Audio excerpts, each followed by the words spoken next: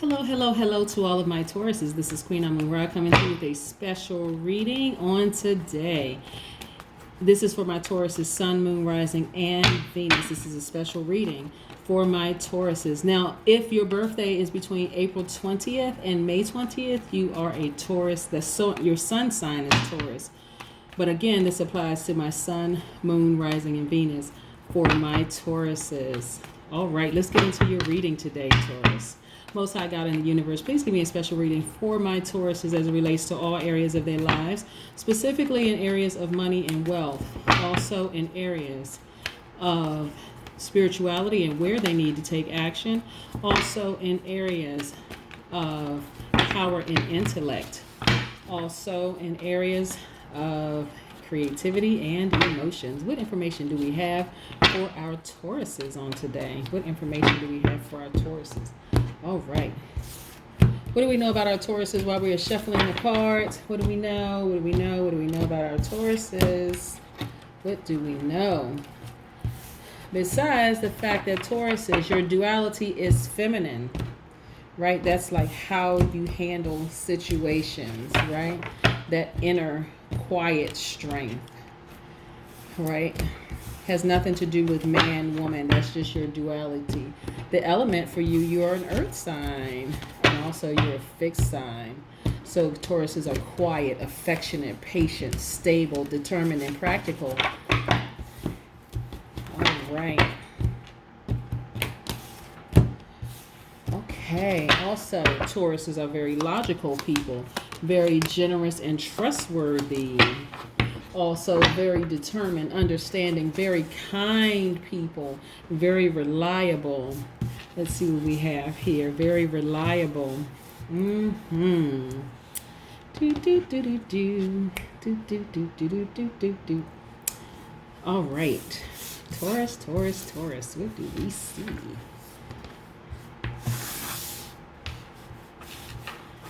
Lots of progression happening for you all, Tauruses.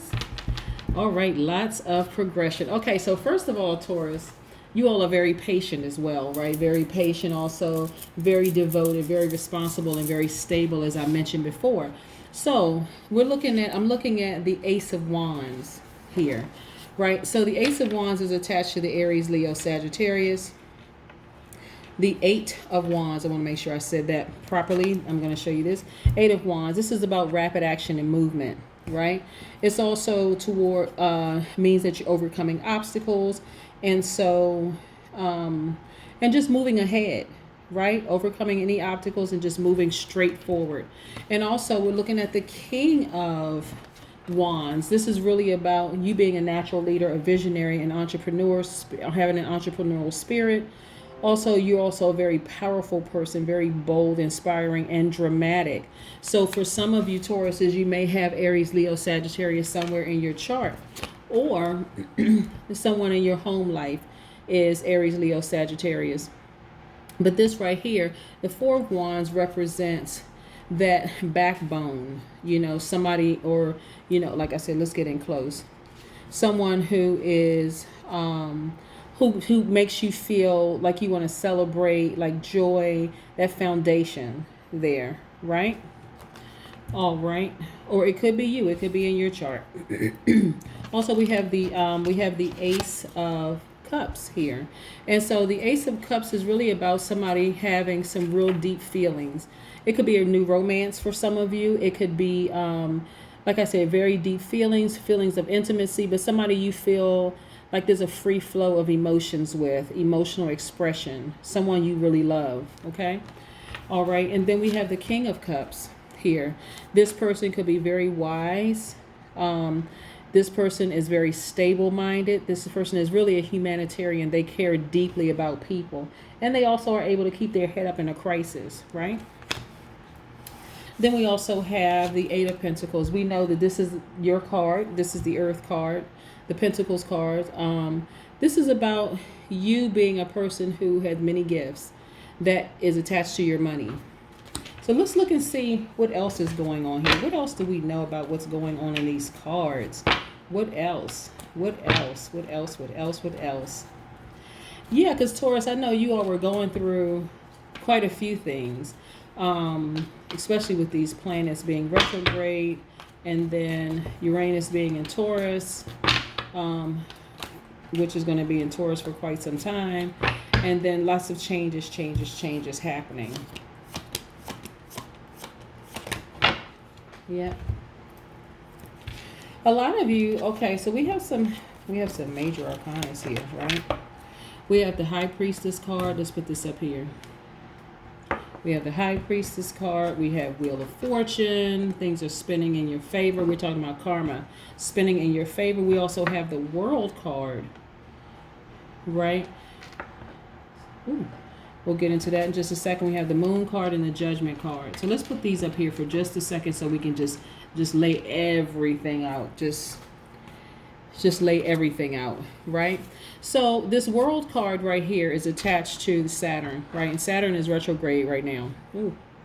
Saturn is retrograde. But this is right here about having any kind of freedom from fear.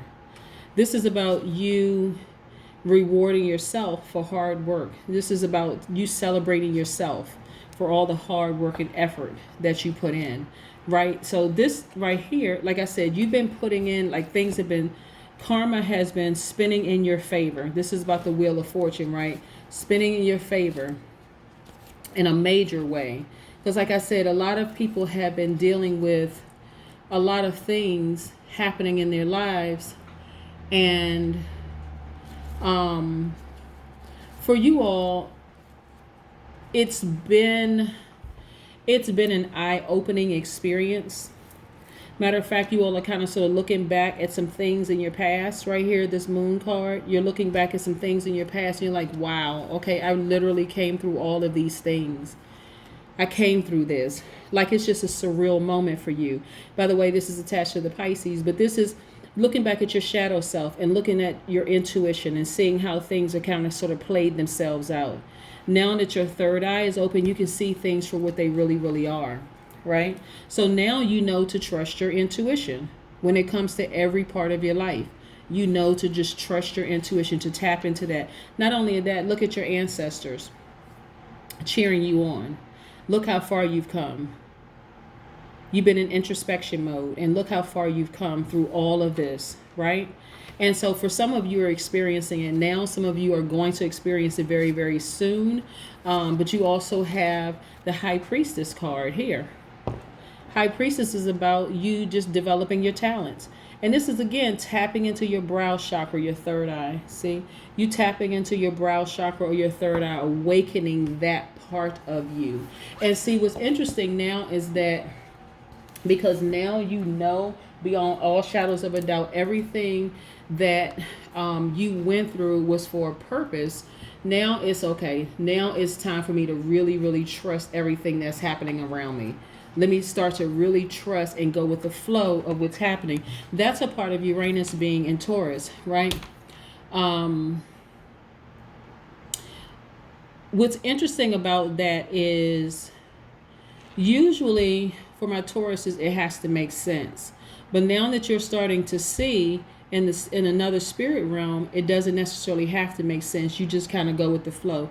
This is what you're grounded and rooted in, right? So for a lot of you, your root chakras, whereas they once were out of alignment, either they were underactive or overactive, are now back in balance, right? And so I've talked to quite a few Tauruses, and I've suggested if your root chakra is either under or overactive, to try aromatherapy, hatha yoga, reflexology, some gemstones, right? Some people have tried drumming, right? And then because everything is going so well for you right now, because you've allowed to just go with the flow. Like, you know what? Life is good right now. I'm feeling good. I'm looking back on what used to be and what was, and I'm saying, you know what? I should have just gone with the flow all along. Just, if people want to lead my life, let them lead my life. And, and I have to be very careful about who I let in my space. But nevertheless, things are good. And so there's a lot of temptations around you. This is 7 of Cups. Now, what's interesting about the temptations Is that okay? Remember I said this right here is attached to Cancer, Pisces, Scorpio, right here. This moon, specifically the Pisces, the moon card is attached to Pisces, right? This Seven of Cups right here is attached to Cancer, Pisces, Scorpio. I just want to be real clear. This is Pisces. This is Cancer, Pisces, Scorpio, okay, in the water element. This is Pisces, which is in the water element, specifically just Pisces. This is in the Cancer, Pisces, Scorpio element, water element, right? So the Seven of Cups is really, really, really about, like I said, temptation. It's about self-indulgence. It's about sometimes even wishful thinking, right? So, looking back on your shadow self and things that happened in the past, here's what's interesting about this card, and then seeing the moon card and looking back. Now the moon card, interesting enough, the moon card is also, like I said, that's your shadow self, that's intuition, right? That could have been a tricky love affair for some people. But this is also, listen, I want you to understand that you could have two Pisces, one vibrating at a high frequency, one vibrating at a low frequency. And if it was a tricky situation with the Pisces in the past, I want you to know that because now your third eye is open, your brow chakra has been activated, and you see things clearly for what they really are, and everything is in your favor, your karma is in your favor, plus your ancestors are cheering you on and watching out for you, they got your back. I also want you to know that you'll be able to see this person's intentions. So let's say, for instance, your ex was a Pisces and things didn't work out so well for you all, right? And you meet a new Pisces, and rightfully so, a lot of people are like, oh no, I would never date that same sign because this is what happened with that one, and this is what I'm expecting with this particular person. But actually, earth and water signs go together pretty well. It's pretty easy breezy situation as long as everybody's on the same frequency, right? This right here will give you an eye to discern the difference between the two. You see? Because like I said, everything else in your life is good, right? It's really, really good. And so don't cut yourself off from a good situation that you could possibly have with this person, if just because your past relationship was kind of tricky, right? Like I said, kind of a tricky love affair here. It could have been a tricky love affair with somebody. But this is about you trusting your intuition. I mean, really tapping into your intuition, because no two astrological signs are the same. No two are the same. So that's what I want you to know. This person could have been a Pisces sun, but their moon could be a Pisces. You see? That's what I'm saying. So they could be a Pisces moon, which is different than a Pisces sun. There are still some basic qualities that are the same. But again, you need to know the difference between a person who is vibrating at a high frequency and someone who's vibrating at a lower frequency. And not to mention, also, Pisces planet is retrograde, right? Neptune is retrograde. Which is very, very interesting because, like I said, this is a time that a lot of Pisces are reflecting, right? And so remember, Uranus being in Taurus, this is a time for freedom, kind of sort of trusting your intuition now, seeing that things actually worked out and really trust and tapping into that, right? And so Neptune, one of their ruling planets, is a planet of mystery and illusion, right? So that person that you dealt with in the past could have been filled with secrets, or it seemed like they were filled with secrets, but this person right here will not be. They're not. Okay, so let's look at the difference between a high vibrating Pisces and a low vibrating Pisces, okay, Taurus? So a high vibrating Pisces is very empathetic, also very artistic, very emotional in a good way, right? Very selfless, natural healers. They're very compassionate. They're very intuitive, they're wise, and a lot of them are very musical. But if you get somebody who's vibrating at a low frequency, specifically the Pisces, they are going to be moody, they're going to be negative, they're going to be lazy, they're going to be escapist, and they're going to be idealist. So you really, really, really have to pay attention to that. They are not the same when they're vibrating on either high or low frequency. There could be some sprinkles of both in between, but again, this is about somebody who is on your frequency, right? So you have to also make sure that your root chakra is really, really, really aligned so that at the base, you know beyond all shadows of a doubt what you're dealing with. This is, again, opening your third eye, your brow chakra, and seeing things for what they really are. And so, like I said, everything seems to be moving quickly for you. Very, very, very quickly for you in terms of these feelings for this person who is a water sign. And like I said, there's a lot of emotional elation when you think about them. You know, they are very stable minded. They seem to fit. But the thing that could cause you to pause is the fact that you've dealt with someone similar in the past who exhibited very low vibrating frequency, right? Characteristics. And so, but this is the time for you to tap into your third eye to really see what's going on. Very, very, very important. Let's pull an oracle card for you, okay? Let's see what these oracle cards have to say. Let's see what they have to say. Let's see. All right. What do we have for our Tauruses? And see, what's really important, Taurus, is that, and I always say this, you know, I try to, let me say it, not always, but I try to remember to tell everybody in the readings, the most important love is for self, okay? Because you're really, when you love yourself at a deeper level, there's not a whole lot of room for just anything to come into your life. And we're not talking about just a romantic love. In this case, we're talking about a romantic love. So for some of you Tauruses, like I said, there's a lot of temptation there. Power, right? Now look, what's interesting about the number 10, the root number of 10 is 1. And I did a video on the number 1, 1, 1, 1, 1, 1, 1, 1, so on and so forth, and how powerful the number 1 is. But what's interesting about this right here is you taking your power back. So this person will come to you, like their face and everything will come in a daydream for you. You'll be thinking about, who could this person be? It'll come in a daydream for you. Because for your root chakra to be alignment, that's all about you being grounded, feeling secure, that your basic needs are being met, and you feeling connected to family and, you know, and your tribal consciousness in really healthy ways. And so that's very, very important to you, that you feel grounded. Like I said, the 4 of Wands, that's extremely important to you, right?